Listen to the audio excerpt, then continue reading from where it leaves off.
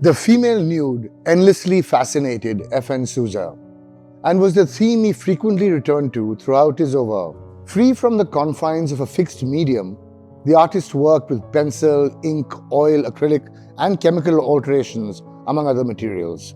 He lent the genre his own distinctive style, drawing figures that varied from voluptuous and sensual to grotesque and distorted. To Souza, the female body was more than a subject to be studied.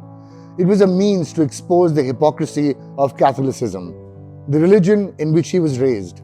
These works mocked the Catholic Church's rigidity and its dogmatic tenets. To this effect, in this 1964 painting, Souza centers a nude figure wearing a veil reminiscent of those worn by the Virgin Mary in the mass-produced prints commonly found in Catholic households worldwide. This figure is likely one of his unfrocked saints, as art critic David Sylvester terms them. If interpreted as a saint, Souza's portrayal displays his infamous reverence for religious iconography, unceremoniously stripping the venerated saint of its grandeur. Souza's works brought together several diverse artistic influences, from classical art to pop culture, in a manner that only he could achieve. This led John Berger, the critic, to remark that he straddles several traditions but serves none. Among his European influences were the works of Henri Matisse, Picasso, and the perspective and stance found in Spanish Romanesque portraits. The bold colors and crisscross pattern of the decorative background in this work are a departure from Souza's usual flat backgrounds and evoke the ornamental textiles seen in Henri Matisse's odalisques. They also recall the colorful environment of his mother's dressmaking school in Bombay, where patterns, texture, and color became deeply ingrained in his imagination. At the same time, classical Indian art and sculpture were Souza's earliest and most lasting influences.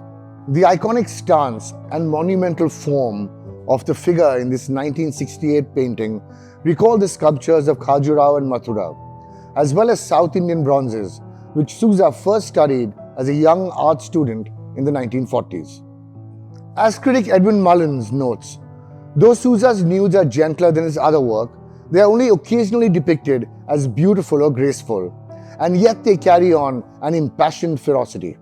The titular Californian girl in this work is bold and voluptuous, unapologetically commanding center stage against an indistinct backdrop of a stormy sky and blue ocean. Souza borrowed the archetype of a nude woman holding a mirror from old masters like Titian, whom he greatly admired.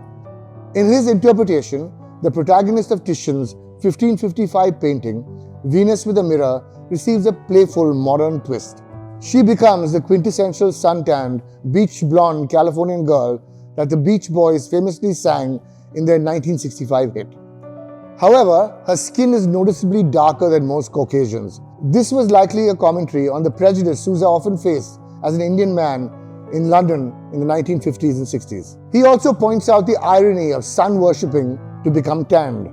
The mirror was commonly used as a symbol of vanity of a woman in European art, though critic John Berger argues that its real purpose was to encourage a woman to view and present herself as an object to be seen.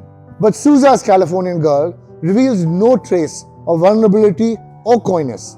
She rises from the sea bold as brass, more a sun god like the Colossus of Rhodes than sun worshipper.